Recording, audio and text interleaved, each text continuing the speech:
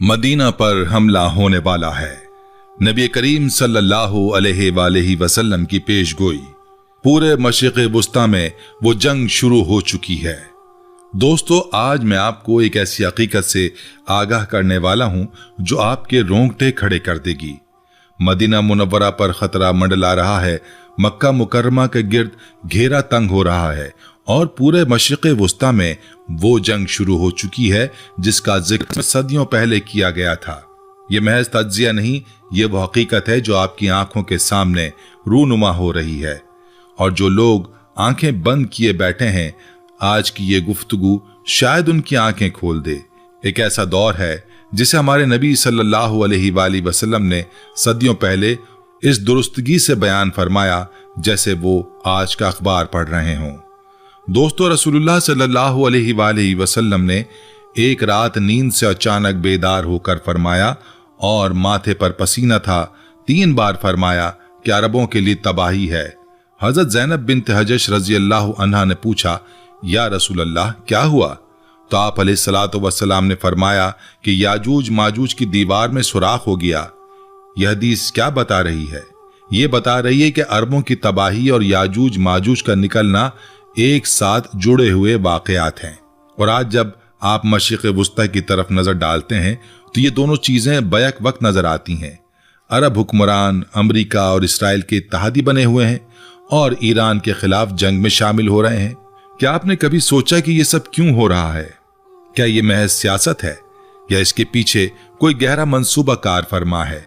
आप अलैहिस्सलातु वस्सलाम ने फरमाया कि जब बैतुल मुक़द्दस आबाद होगा, जब यरूशलेम दुनिया की तवज्जो का मरकज बनेगा, तो मदीना वीरान होने लगेगा, रहने के काबिल नहीं रहेगा। आज यरूशलेम पर इसराइल का कब्जा है। गजा तबाह हो चुका है, लाखों मुसलमान शहीद हो चुके हैं और यहूदी सल्तनत फैलते फैलते खैबर के करीब तक आ चुकी है, जो मदीना से सिर्फ चंद दर्जन किलोमीटर है।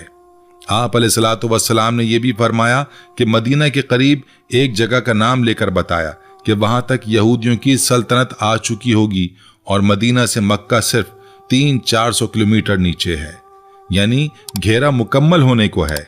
और ये लोग जो ये समझ रहे हैं कि ये सब कुछ बस एक इलाकाई तनाज़ा है, वो हकीकत से कोसों दूर हैं। दोस्तों, अभी आगे जो मैं आपको बताने वाला हूं वो आपको हिला कर रख देगा। आप अलैहिस्सलातु वस्सलाम ने तरतीब बयान फरमाई कि जब मदीना की वीरानी होगी तो एक बहुत बड़ी जंग का आगाज होगा। ये वो जंग है जिसे मुल्हिमतुल कुबरा कहा गया है। फिर कुस्तुनतुनिया यानी इस्तांबुल दोबारा फतह होगा और फिर दज्जाल का खुरूज होगा। ये सारे वाकयात एक तरतीब में हैं और वो तरतीब आज हमारे सामने सजने लगी है। अल्लामा इकबाल ने कहा था कि दुनिया को है फिर मार का रूह बदन पेश, तहजीब ने फिर अपने दरिंदों को उभारा। वो वक्त आ गया है, अब जरा गौर करें कि इस मशरिक़ वुस्ता में क्या हो रहा है और जो आपको बताया जा रहा है वह असल हकीकत से कितना मुख्तलिफ है। इसराइल और अमेरिका ने ईरान पर हमला किया है।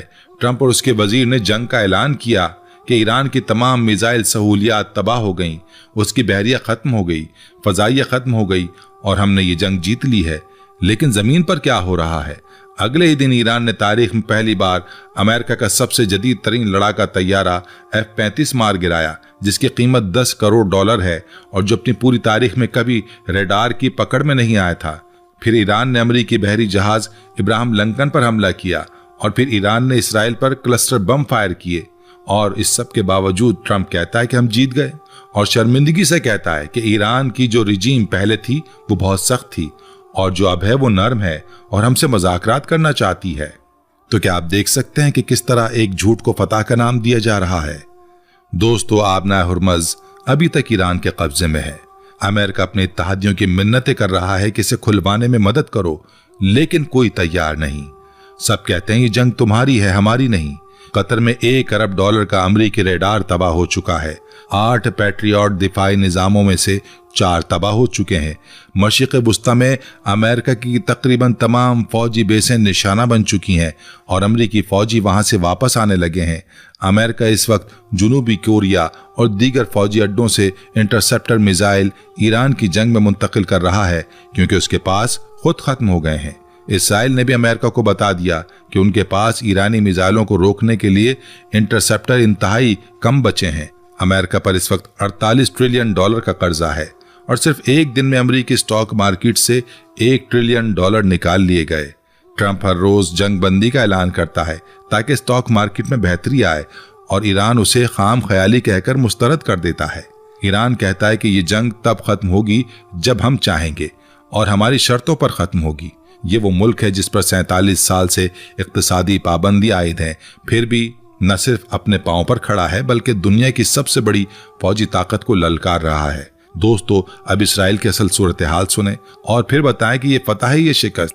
तल अबीब यूनिवर्सिटी की मार्च 2026 की ताज़ा तरीन रिपोर्ट बताती है कि अक्टूबर 2023 के बाद से अब तक 1 लाख इसराइली अपना मुल्क छोड़कर जा चुके हैं। मजीद 1 लाख 2025 में गए और अब जब से ईरान पर जंग शुरू हुई है 2 से 3 लाख मजीद इसराइली अपना सामान बांधकर भागने के लिए तैयार बैठे हैं। हजारों लोग कब्रस के रास्ते निकल चुके हैं, लेकिन चूंकि अब एयरलाइंस ऑपरेट नहीं कर रही इसलिए बाकियों के लिए भागना मुश्किल हो गया है। खास तौर पर डॉक्टर सबसे पहले भाग रहे हैं क्योंकि उन्हें दुनिया के किसी भी मुल्क में नौकरी मिल जाती है। अंग्रेजी बोलने वाला पढ़ा लिखा तबका बड़ी तादाद में यूरोप और अमेरिका जा रहा है क्योंकि इसराइल अब एक महफूज मुल्क नहीं रहा। इसराइली फौज को इस वक्त कम से कम 20,000 अफसरों और जवानों की कमी का सामना है और टाइम्स ऑफ इसराइल ने खुद रिपोर्ट किया है कि इसराइली फौज अपनी तारीख के सबसे बड़े इनकार के बहरान का सामना कर रही है। रिजर्व फोर्स के 1 लाख जवानों को बुलाया गया लेकिन उन्होंने ड्यूटी ज्वाइन करने से इनकार कर दिया। वो या तो गायब हैं या इसराइल छोड़कर जा चुके हैं। 2023 से पहले फौजी गजा में लड़े, फिर लबनान की जंग आ गई, अब ईरान की जंग। ये थकावट का शिकार है, जहनी दबाव का शिकार है और जिन फौजियों का ताल्लुक शुमाली इसराइल से है वो खास तौर पर जहनी दबाव का शिकार हैं क्योंकि उन्हें खबरें मिल रही हैं कि उनके अपने घर और शहर तबाह हो गए हैं। इसराइल के शुमाली शहर करियतुल शमूना के मेयर ने अलल ऐलान कहा कि मैं हर सुबह उठता हूं तो यह एहसास होता है कि इसराइल हिजबुल्लाह से नहीं बल्कि मुझसे लड़ रहा है। हजारों घर बुनियादी किलाबंदी से महरूम हैं, बम शेल्टर्स नहीं है, शहर के लोग हिजरत कर रहे हैं। हुकूमत कहती है कि अपना घर मत छोड़ो, मेयर कहता है कि पहले हमें बम शेल्टर दो फिर बात करो। उसने खबरदार किया कि अगर जंग कुछ अरसे और जारी रही तो हजारों का ये शहर खाली हो जाएगा और सिर्फ चंद लोग बाकी रह जाएंगे। यही हाल तल अबीब का है जहां भी ईरानी मिसाइलों की वजह से बड़ी तबाही हुई है और लोग भाग रहे हैं। और यहूदी रब्बी जो मजहबी रहनुमा हैं वो भी नेतन्याहू के खिलाफ आ गए हैं।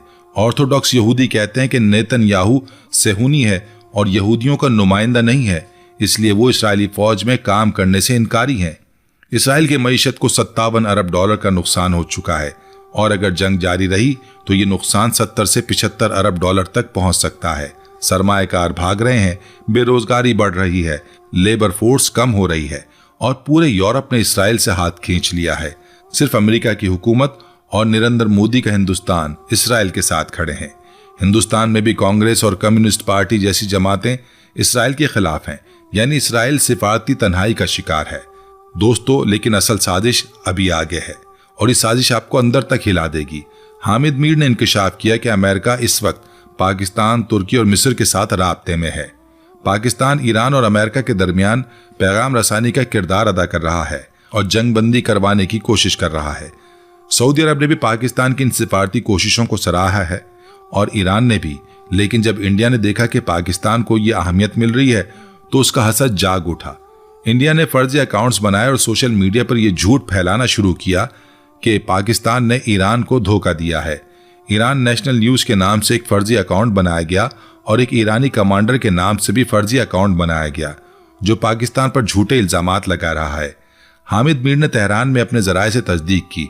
इस्लामाबाद में भी ईरानी सफारत खाने से पूछा, सब ने कहा यह बिल्कुल झूठ है, ये वो लोग फैला रहे हैं जो पाकिस्तान की बढ़ती हुई अहमियत से जलते हैं और पाकिस्तान और ईरान के दरमियान गलत फहमियां पैदा करके उन्हें आपस में लड़ाना चाहते हैं। पाकिस्तान का सऊदी अरब के साथ दिफाई ताउन का मुआहदा है, कतर का तुर्की के साथ और बरतानिया के साथ दिफाई मुआहदा है। तुर्की के फौजी अड्डे कतर में मौजूद हैं। अगर जंग मजीद तवील हुई तो ये सब ममालिक किसी न किसी तरफ खींच कर आ जाएंगे और फिर ये जंग वाकई पूरी दुनिया की जंग बन जाएगी। इसलिए जंग का जल्द खात्मा सबके फायदे में है। लेकिन सबसे ज्यादा जंग बंद कराने की जरूरत इसराइल को है। वो 2-3 दिन में ईरान को शिकस्त देकर रिजीम चेंज करना चाहता था, लेकिन ये जंग उल्टी पड़ गई। अब इसराइल ट्रंप से कह रहा है कि कोई रास्ता निकालो, फेस सेविंग दिलवा दो। दोस्तों, अब वो साजिशें सुने जो मक्का और मदीना को निशाना बनाती हैं। इसराइली रब्बियों ने खुलेआम मीडिया पर आकर अपना सारा मंसूबा बयान कर दिया है। वो कहते हैं कि मशरिक़ वुस्ता में बहुत जल्द एक बड़ी जंग होने वाली है जो सुन्नी बामुकाबला शिया होगी। ट्रंप ने अपनी सोशल मीडिया पोस्ट में लिखा कि हम मशरिक़ वुस्ता में जो जंग लड़ रहे हैं वो दरअसल सुन्नी ममालिक की तरफ से लड़ रहे हैं, क्योंकि शिया सुन्नी की ये जंग काफ़ी सालों से चल रही है। मतलब ये बिल्कुल वाज़ेह है कि जानबूझकर सुन्नी मुस्लिम ममालिक को ईरान के खिलाफ भड़काकर इस जंग में शामिल करना चाहता है। और इस सब का मास्टरमाइंड है इसराइल, जिसके हाथ में ट्रंप की रस्सियां हैं, जिसको वो जैसे चाहता है हिलाता है। इसराइल का मंसूबा यह है कि इसी जंग के दौरान मस्जिद अक्सा पर एक मिसाइल गिराकर इसका इल्ज़ाम ईरान पर लगा दो और इस तरह दोनों फिरकों के लोगों को आपस में लड़वा दो, इतना कमज़ोर कर दो कि फिर कोई भी ग्रेटर इसराइल का रास्ता रोकने वाला ना बचे। और ग्रेटर इसराइल की हुदूद सऊदी अरब से लेकर दरियाए फरात के पूरे इलाके तक हैं और इन ममालिक की वही हालत कर दी जाए जैसे शाम, इराक, अफगानिस्तान, फ़लस्तीन और लिबिया की हुई है, जो आज कहीं नज़र ही नहीं आते। सऊदी अरब ने अपना तबूक का किंग फैसल एयरबेस अमेरिका को देने का ऐलान किया है, जहां से वो ईरान पर हमला करेगा। अब सोचे अगर वहां से हमले होंगे तो ईरान का जवाबी हमला उसी बेस की तरफ आएगा और तबूक से मक्का का फासला सिर्फ 10 घंटे की मुसाफत पर है। मुमकिन है कि आने वाले मिसाइल रास्ते में किसी और जगह गिर जाएं और फिर इल्ज़ाम ईरान पर लगा दिया जाए कि देखो ईरान ने मक्का मुकर्रमा पर हमला कर दिया। और जब ये इल्ज़ाम लगेगा तो पूरी दुनिया के मुसलमान ईरान के खिलाफ खड़े हो जाएंगे। ये फॉल्स फ्लैग ऑपरेशन है और ईरान ने खुद इसके बारे में खबरदार किया है। और पाकिस्तान के बारे में भी ईरान ने वार्निंग दी है कि अमेरिका और इसराइल बलूचिस्तान के इलाके पर खुद हमला करेंगे और इल्ज़ाम ईरान पर डालकर पाकिस्तान को इस जंग में घसीटने की कोशिश करेंगे। यूएई भी इस जंग में अमरीकी बेड़े का हिस्सा बन चुका है। यानी आज आप गौर से देखें कि ये सब मुस्लिम हुक्मरान अपने मफादात की खातिर यहूदो नसारा के साथी बन चुके हैं, यहूदो नसारा के साथी बन चुके हैं। दोस्तों, अब वो बात सुने जो आपको अंदर से झंझोड़ देगी। मरहूम डॉक्टर इसरार अहमद फरमाया करते थे कि अरबों के लिए हलाकत है। उन्होंने कुरान को पसे पुश डाल दिया, हालांकि उन्हें सबसे बड़ी नेमत दी गई थी। अल्लाह ताला ने सूरह मोहम्मद में वाज़ेह वार्निंग दी थी कि अगर तुमने पीठ फेरी तो अल्लाह तुम्हें हटाकर किसी और कौम को ले आएगा जो तुम जैसी नहीं होगी। ये वही कानून है जो अल्लाह ताला ने हमेशा अपनाया है। बनी इसराइल ने यही किया तो उन्हें हटा दिया गया, फिर अरबों को लाया गया। फिर जब अरबों ने बगावत की तो सल्तनत उस्मानिया को खिलाफत दे दी गई। और आज जिस तरह अरब हुक्मरान काबे के दुश्मनों के इत्तेहादी बने बैठे हैं, बिल्कुल मुमकिन है कि इस जंग के बाद अल्लाह ताला इस खिलाफत को किसी और कौम के हवाले कर दे, क्योंकि ईरान का ईमान इस लेवल का है कि पाबंदियों के बावजूद 47 साल से लड़ रहा है और सर नहीं झुकाया। सही बुखारी की हदीस नंबर 3302 में आता है कि रसूल पाक सल्लल्लाहु अलैहि वसल्लम ने अपने हाथ से यमन की तरफ इशारा करके फरमाया कि ईमान तो यहाँ यमन में है, और फिर फरमाया कि कसावत और सख्त दिली उन लोगों में है जो ऊँटों के दरमियान रहते हैं, जिनसे शैतान की चोटियां नमूदार होंगी, यानी रबिया और मुज़र की कौमों में। आप जानते हैं रबिया कबीले के लोग आज कहाँ हैं?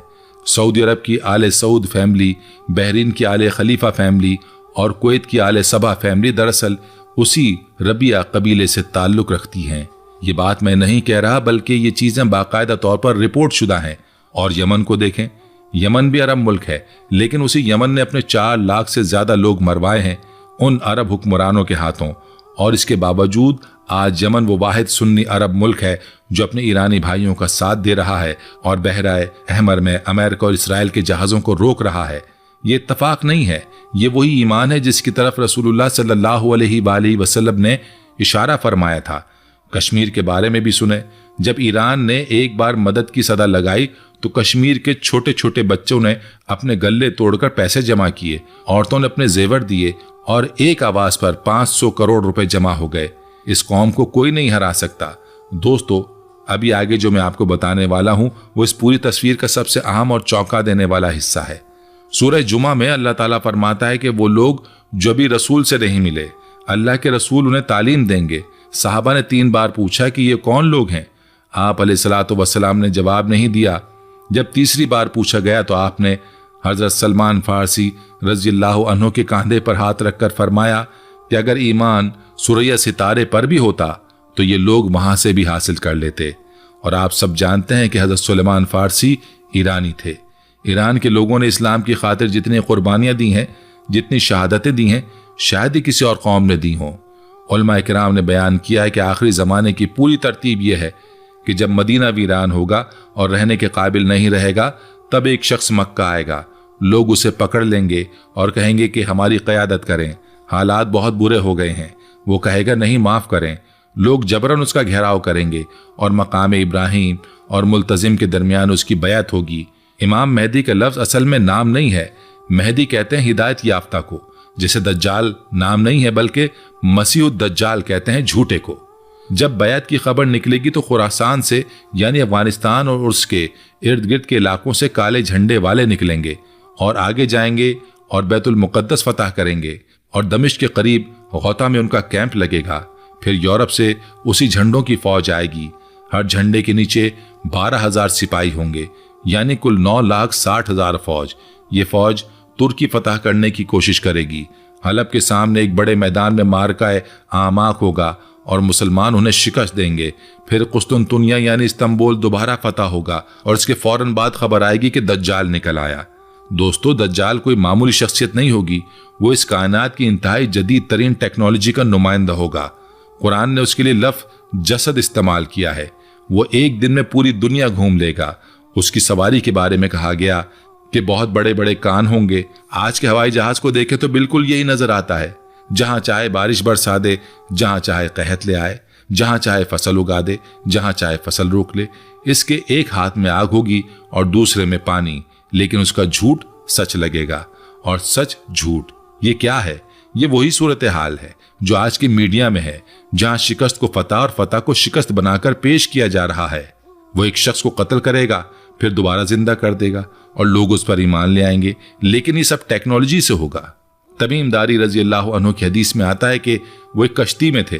कश्ती भटक गई, एक जजीरे पर पहुंचे। वहां एक गार में एक शख्स जंजीरों में जकड़ा बैठा था। उसके बाल इतने थे कि आगे पीछे पता नहीं चलता था। उसने पूछा कि नबी करीम सल्लल्लाहु अलैहि वसल्लम ने मदीना हिजरत कर ली? उन्होंने हाँ कहा। फिर उसने बीसान के बाग के बारे में पूछा, तिब्रिया की झील के बारे में पूछा और आखिर में कहा कि मेरा वक्त आएगा और मैं निकलूंगा। अल्लाह ने उसे खास हालत में रखा हुआ है, जैसे हज़रत ईसा अलैहिस्सलाम को रखा हुआ है, और वो वक्त आने पर निकलेंगे। और जब वो निकलेगा तो इस्फहान के 70,000 यहूदी जो आज भी इस्फहान में रहते हैं वो उसके साथ होंगे। याजूज माजूज के बारे में कहा जाता है कि वो दीवार के पीछे कैद हैं। कुरान ने सूरह अंबिया में फरमाया कि हमने एक बस्ती को हलाक कर दिया और उनका वहां वापस आना ममनू कर दिया, यहां तक कि याजूज माजूज को खोला जाएगा। वो बुलंदियों से तुम पर हमला आवर होंगे। वो बस्ती यरूशलेम है और वो 1916 के करीब वापस आए। तो कुरान अगर हक है तो हमें ढूंढना चाहिए कि याजूज माजूज कहाँ है। आज दुनिया का पूरा सैटेलाइट निजाम बुलंदियों से आता है, बैंकिंग सिस्टम सैटेलाइट से चलता है, इंटरनेट सैटेलाइट से चलता है, पूरी दुनिया की हवाई ट्रैफिक बुलंदियों से कंट्रोल होती है। ये सब बुलंदियों से तुम पर हमला तो नहीं किया है। आखिरी जंग की तरतीब यह है कि जब हज़रत ईसा अलैहिस्सलाम नाजिल होंगे तो मुसलमान दज्जाल के मुकाबले में शिकस्त खाते खाते दमिश्क की मस्जिद में मैसूर हो जाएंगे। बाहर दज्जाल खड़ा होगा। उस आखिरी वक्त में सुबह की फजर की नमाज का वक्त होगा और हज़रत ईसा अलैहिस्सलाम नाजिल होंगे। आप अलैहिस्सलातु वस्सलाम ने फरमाया कि अल्लाह की कसम जिसके कब्जे में मेरी जान है, तुम में इब्ने मरियम आएंगे। आपने बाकायदा माँ का नाम लिया ताकि कोई धोखा ना खा सके। हज़रत ईसा अलैहिस्सलाम की सांस से दज्जाल पिघलना शुरू हो जाएगा और फिर वो उसे कत्ल करेंगे, सलीब तोड़ेंगे और पूरी कायनात में सिर्फ एक ही दिन बाकी रहेगा जो इस्लाम होगा। दोस्तों, अब वो सवाल जिसका जवाब आज की इस पूरी गुफ्तगू की रूह है, बचना कैसे है। उलमा ने बताया कि दज्जाल सिर्फ शहरों में जाएगा, गांव और पहाड़ों में नहीं। आप अलैहिस्सलातु वस्सलाम ने फरमाया तुम्हारा बेहतरीन असासा वो होगा जो बकरियां लेकर पहाड़ों पर चला जाए और फितनों से बच जाए। सूरह कहफ की तिलावत खास तौर पर पहली और आखिरी 10 आयात दज्जाल के फितने से बचाती हैं। आप अलैहिस्सलातु वस्सलाम खुद हर नमाज में तशहुद के बाद सलाम से पहले ये दुआ पढ़ते थे कि ऐ अल्लाह मुझे मसीह दज्जाल के फितने से महफूज रख। ये दुआ हर नमाज में पढ़ी जाती थी। इससे अंदाजा करें कि ये फितना कितना बड़ा है। आप अलैहिस्सलातु वस्सलाम ने फरमाया कि आदम से लेकर क़यामत तक कोई नबी ऐसा नहीं गुजरा जिसने अपनी उम्मत को दज्जाल के फितने से ना डराया हो। और आज के दौर में दज्जाली निज़ाम के खिलाफ सबसे पहली लड़ाई अपने घर से शुरू होती है। वो ड्रामे जो हमारे घरों में आ रहे हैं, जिनमें लड़के लड़कियों को एक घर में देखकर डेटिंग की सकाफत सिखाई जा रही है, ये उसी निज़ाम का हिस्सा है। जो खानदान तोड़ना चाहता है। ये ड्रामे जहां से फंड होते हैं वो जगह सब जानते हैं, और सब इसलिए कि एक ऐसी नस्ल तैयार हो जो दज्जाली निजाम के सामने घुटने टेक दे। इंसानी तारीख के 5000 साल में सबसे बड़ा इदारा खानदान है और उसी को तोड़ने की कोशिश हो रही है। इस्लाम ने खानदान को एक ऐसी कंपनी की तरह बनाया है जिसमें मर्द CEO है और औरत COO है। दोनों मिलकर इसे चलाते हैं, लेकिन आज इस निजाम को तोड़कर औरत को बाजार में लाया गया है और उसके बाद 12 इदारे खड़े किए गए जो इस निजाम से फायदा उठाते हैं। दोस्तों, आज जो कुछ मशरिक़ वुस्ता में हो रहा है ये महज सियासी जोड़ तोड़ नहीं, मदीना पर खतरा मंडला रहा है। मक्का के गिर्द साजिशें बुनी जा रही हैं, मुसलमानों को आपस में लड़ाया जा रहा है, शिया सुन्नी फसाद करवाया जा रहा है, मस्जिद अक्सा को निशाना बनाने का मंसूबा है और दुनिया का पूरा निजाम एक ऐसे मोड़ पर खड़ा है जहां से वापसी मुमकिन नहीं। लेकिन याद रखें, अल्लाह का वादा है और अल्लाह का वादा कभी नहीं टलता। वो वक्त आएगा जब हजरत ईसा अलैहिस्सलाम दमिश्क की मस्जिद में नाजिल होंगे, दज्जाल का खात्मा होगा, याजूज माजूज तबाह हो जाएंगे और सिर्फ एक दिन बाकी रहेगा जो कि इस्लाम है। अल्लाह ताला हम सबको इन फितनों से महफूज रखे, सीधे रास्ते पर कायम रखे और उन आखिरी जमाने के फितनों को समझने और उनसे बचने की तौफीक अता फरमाए। आमीन।